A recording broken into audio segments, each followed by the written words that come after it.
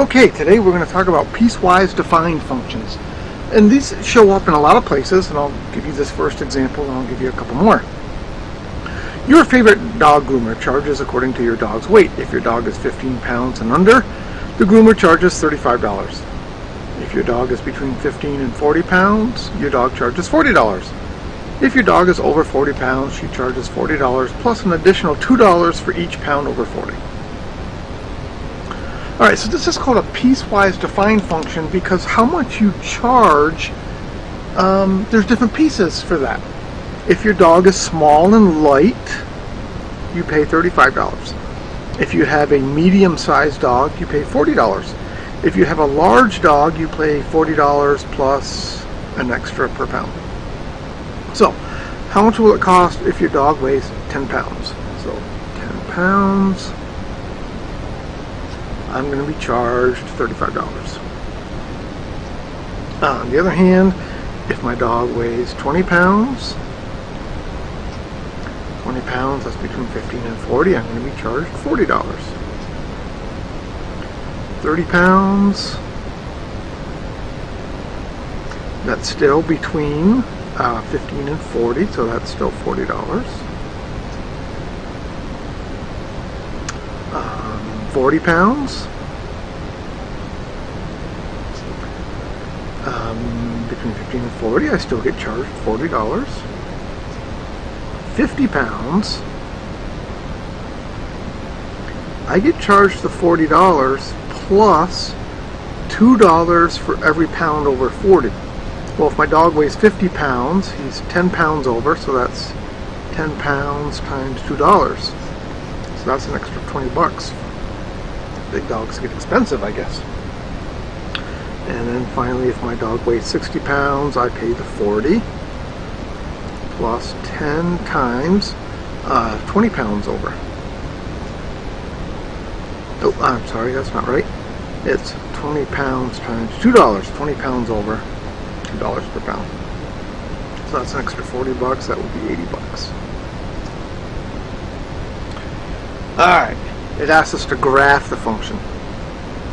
This probably isn't the greatest grid in the world, but we'll make it work. Let's see.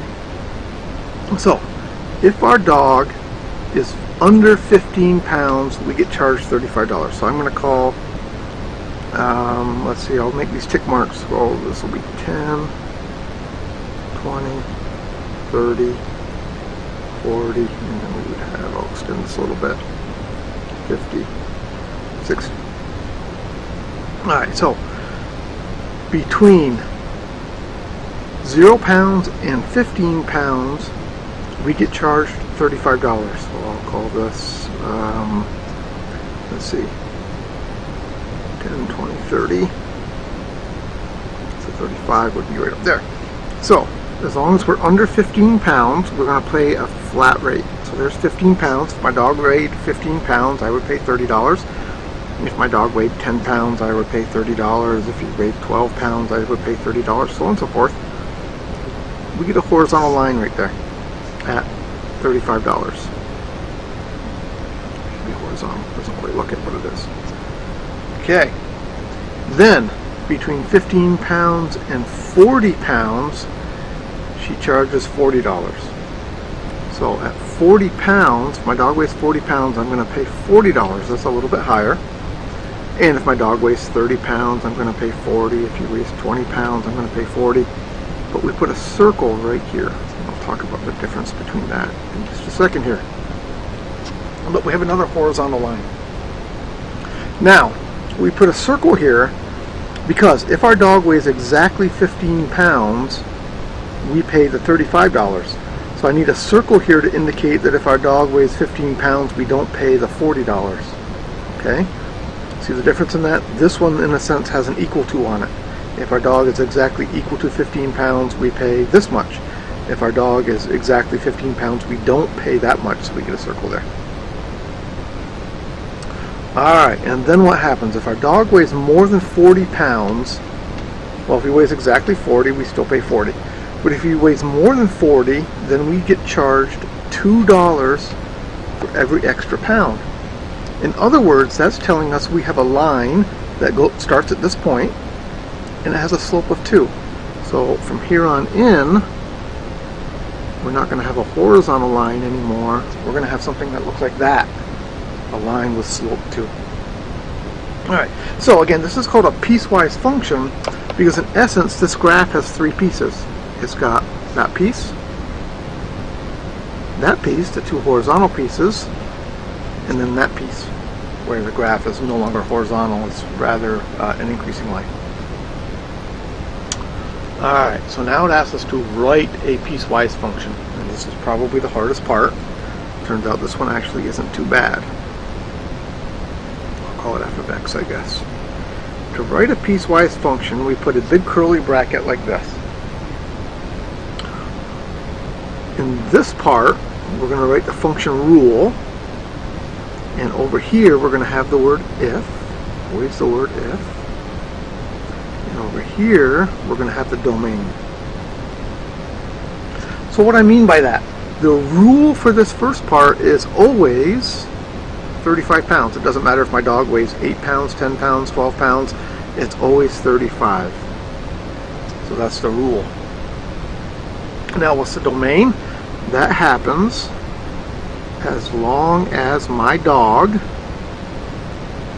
weighs less than or equal to 15 pounds. So again, if I were to pick 10 pounds, I get charged 35. If he weighs 12 pounds, I get charged 35. Our next rule is always $40. So put 40 there. And then the domain, it starts at 15 and it ends at 40. And notice that on this 15 I put the equal to, because it says if your dog is 15 pounds and under, so 15 pounds is equal to here, but not equal to there. This implies our dog is more than 15 pounds, but less than or equal to 40. Alright, the last rule happens if your dog weighs more than 40 pounds. And this rule is a little complicated. This is 40 plus, and then we got to figure out the weight. So remember back up here, if our dog weighed 50 pounds, we needed the number 10. Those were the additional pounds. If our dog weighed 60 pounds, then we needed 20. So our pounds are going to be whatever the weight of the dog is minus 40. So if the dog weighs 50 pounds, 50 minus 40 would give us the 10 that we had back up here. And then we need to multiply that part by 2, because we get charged $2 for every pound. Alright, so that's a bit complicated. I'm not going to try to hide it or anything. A little crazy. We'll do some more examples. Hopefully it'll help. Now, I said that these piecewise functions happen in a lot of places. You might see them with your phone bill, for example. Your phone bill, you might have so much data that you can use in a month. If you go and you pay a flat fee for that, but if you go over that amount of data, you pay extra. So that would be an example of a piecewise function, where your original, your first part, the domain would be however much data you have for the month, and then the second part would be how much extra you have to pay if you go over. Electric bills and gas bills tend to work this way. You get charged a certain amount for the first, I want to make up numbers here, 100 kilowatts that you use, and then you get charged extra for the next 50 kilowatts, and then you get charged even more for the next 50 kilowatts after that, so on and so forth. Alright, so let's just look at some standard old problems here. So we're going to consider this piecewise defined function. F of x is 2x minus 1 if x is less than or equal to 0, x plus 3 if x is bigger than 0. It asks us to plug in negative 3.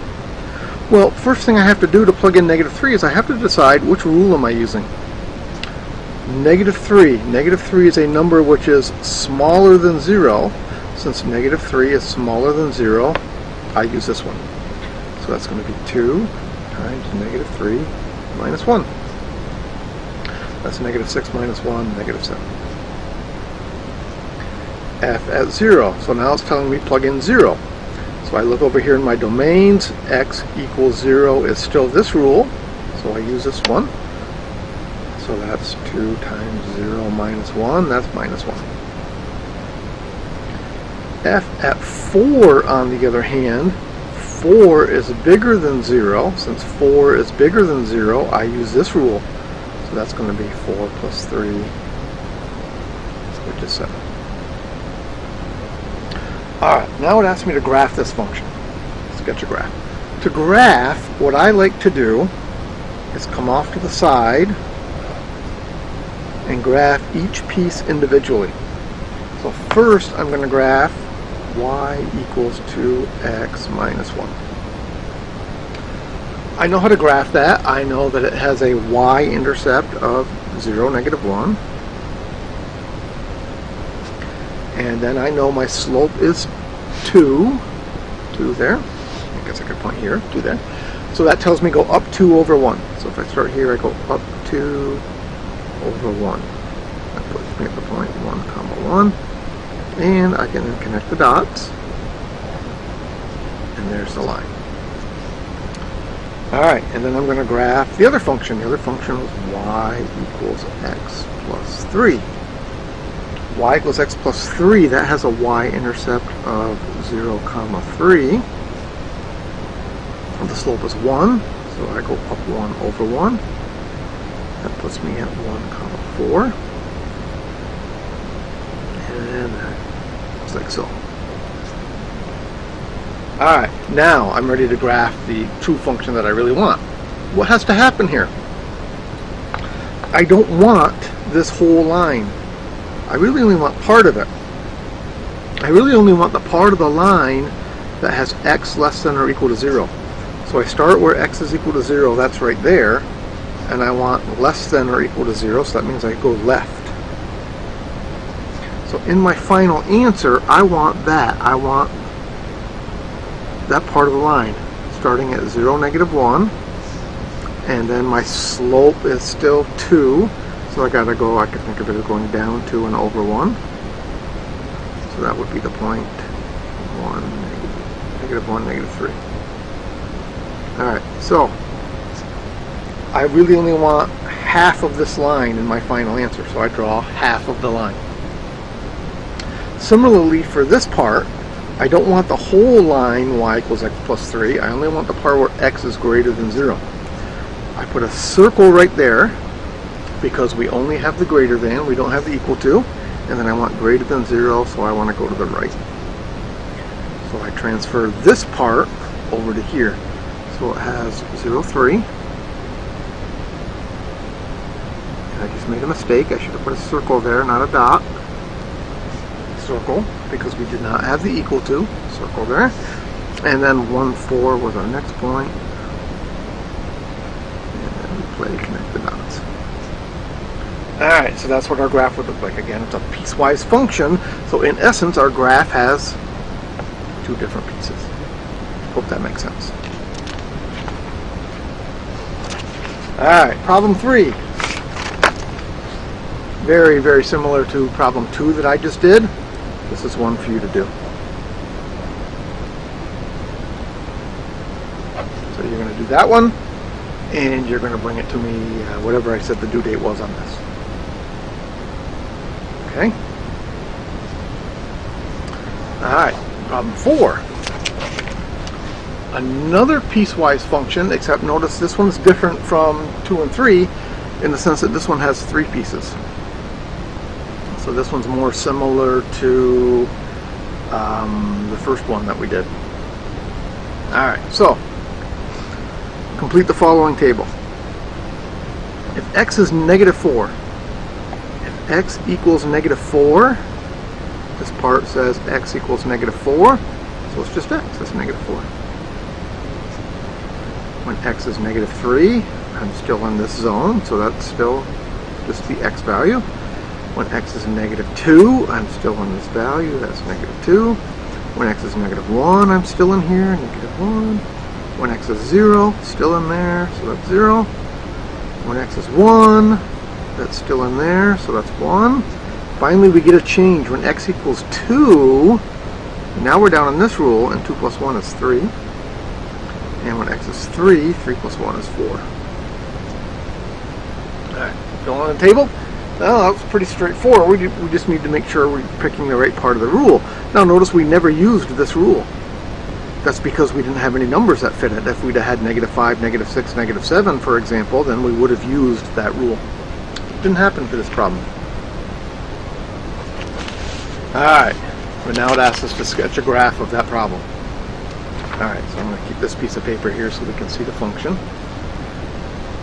And again, what I'm going to do is I'm actually going to draw 3 graphs, one for each part. And then I'll transfer what I want onto my piece of paper. So I'm going to graph y equals 3 minus x. I'm going to graph y equals x. And I'm going to graph y equals x plus 1. Alright, y equals 3 minus x. That has a y-intercept at 0, 3. 3. And then my slope is -1. So it goes down 1 over 1, down 1 over 1, down 1 over 1. So it would hit right here at 3, 0, like so.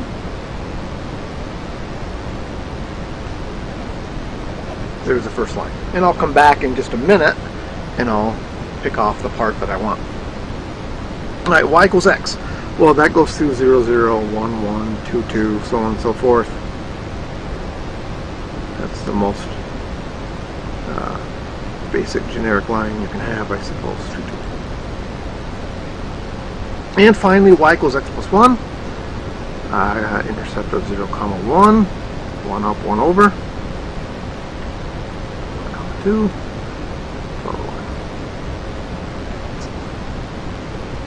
Alright, so again, now to draw my final answer. This first line, I only want it when x is less than -4. So what I'm going to do is I'm actually going to take -4 and I'm going to plug it in.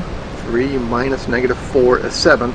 So that tells me right here, I'm going to need a circle because there's no equal to there. -4, 7. And then I want the part where x is less than -4. So I want that part. So coming onto my final picture here, I find -4, 7. 2, 3, 4. 1, 2, 3, 4, 5, 6, 7. And I put a circle right there. And I label it -4, 7. And then this line had a slope of -1. It wouldn't hurt to label an extra point or two, but I'm not going to. I'm going to be a little lazy. So there's the first part. Second part, I want this middle line between -4 and 2.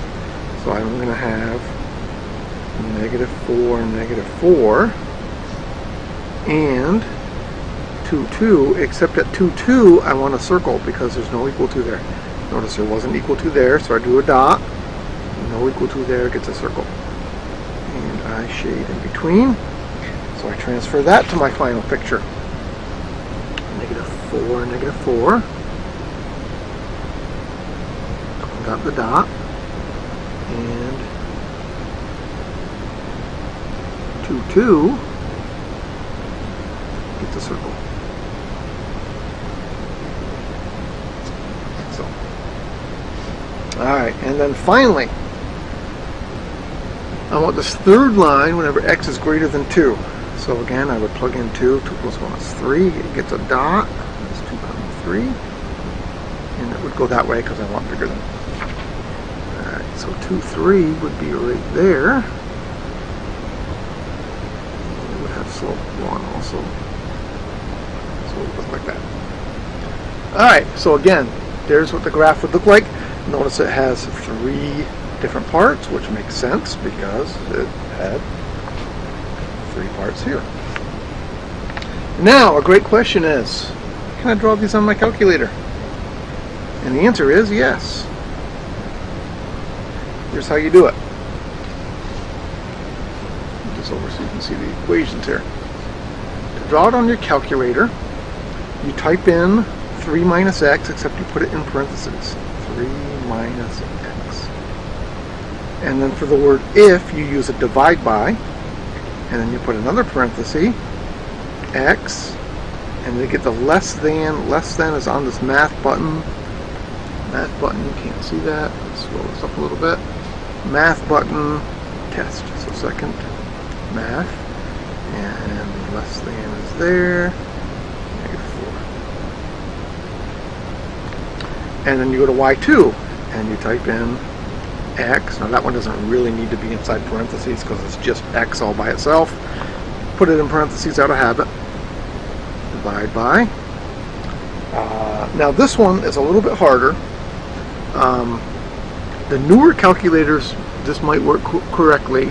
You might be able to just type it in the way it looks exactly, but I know it doesn't work on these older calculators, so I'm going to show you how I would type it in. I need -4, test, less than or equal to X, and then I need to put another parenthesis, X less than 2. If you have a newer calculator, if you have a TI-84 Plus or so, try just typing it in just like it looks, -4, less than X, less than or equal to X, less than 2. It might work, but I know it won't on this old TI-83. You got to do it in 2 separate parentheses like so. And then finally, X plus 1 divided by parenthesis X test greater than or equal to 2. And it will draw the graph almost correctly. What I mean by almost correctly is, notice it doesn't put the circle where it should. On our graph we had a circle up here because there was no equal to. It doesn't draw a circle. And it also didn't put a circle here. In fact, it drew a little squiggly line sort of thing, which shouldn't be there. So watch for that. So you can use your calculator to draw these, but you need to recognize where the circles go and where the dots go. And if you don't draw those circles and those dots, things will be marked wrong, okay? So use your calculator to get the basic idea, but then fill it in to make it correct. Alright. Determine the equation of the function. Okay. So I notice looking at this graph that this graph has 2 pieces. So I know when I go to write my equation, I'm going to need 2 pieces. And I typically start by looking at my domain. I notice this piece starts when x equals 0, at x is 0, but not equal to, and it goes left. So I know my first domain is going to be x less than 0. And then I notice this one starts when x equals 0, and it goes to the right. So that one's going to be like so. And then we need to figure out the equation of these lines. Well, this line, I can see it has an intercept at 3, so my B number is 3, and then it looks like the slope is probably -2. It looks like I go down 2 over 1, I would hit right there. So I think this is the line, -2x plus 3.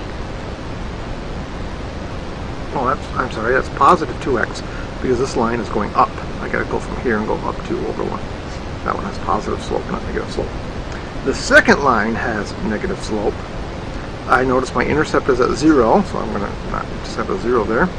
And then it looks like this one goes maybe down 3 over 1. So this looks like it's the line -3x. Alright. One more for me, and then you're going to get another homework problem. Yep. Alright, so determine the equation of this function. Alright, so looking at this one, first thing I notice is it has 3 parts. So it's got this part, which looks like it starts at 1 and goes to the left. So x. Now, notice that this piece and this horizontal piece, they happen to come right together at that corner. So I can put the equal to wherever I prefer. So I'm going to put the equal to there. It would not be wrong to put the equal to on this one. The second one looks like it goes from -1 to +1 with a circle there. So I'm going to just put the equal to on this one, not on this one. The equal to could be here, the equal to could be there. Both would be correct. And then this third line starts at 1 and goes to the right. So this one's x greater than 1. Notice there's no equal to there though because of the circles. Alright, now finding these equations, these are going to be a little harder. Well, the middle one's easy. The middle one's just a horizontal line, so that one's 2. Now, this first one. The problem is that I can't see where the y-intercept is. It looks like, if I extend this up, it looks like it's going to happen at 3, but I really can't be sure of that. So what I'm going to do is I'm going to pick 2 points on this line. One of them definitely looks to be -3, 0. And then another point on this line looks to be, some positive numbers here. How about -2, 1? Alright, so from those I can find the slope. M equals y2 minus y1, 0 minus 1, over x2 minus x1, -3 minus -2. That's -1 over -1, which is 1. So my slope is 1. That's helpful to know. So since my slope is 1, I can use y equals mx plus b. Y equals x plus b because my slope is 1. And then I can plug in one of these 2 points. 0 equals -3 plus b. So b, it does turn out that b is 3, which we suspected, but we're better off picking 2 points and working that out to be sure. Alright, so that's what I would expect you to do. So this is the line x plus 3. And then same deal with this one. It looks like it's going to come down and hit 1 or -1, and it probably does, but again, let's make sure. So let's pick 2 points. It looks like we have 1, 0, 2, 1. Again, we can find the slope. I'm going to save myself a little time here, and you'll have to believe me that the slope comes out to be +1. So we can use y equals x plus b, plug in one of these 2 points, so I'll use 1 equals 2 plus b, so b is -1. So this is a line x minus 1. Okay, so that's what you're going to have to go through to find these equations. Don't just assume that this comes down and hits -1, because I'll probably give you one where it doesn't, where it comes down and it hits halfway in between or something, messes you up. Alright, so your second homework problem is number 8 here. You can read it. And there's a second sheet here. When you get the function all done, I do expect you to graph it. So here it is one more time, and I will see you in class.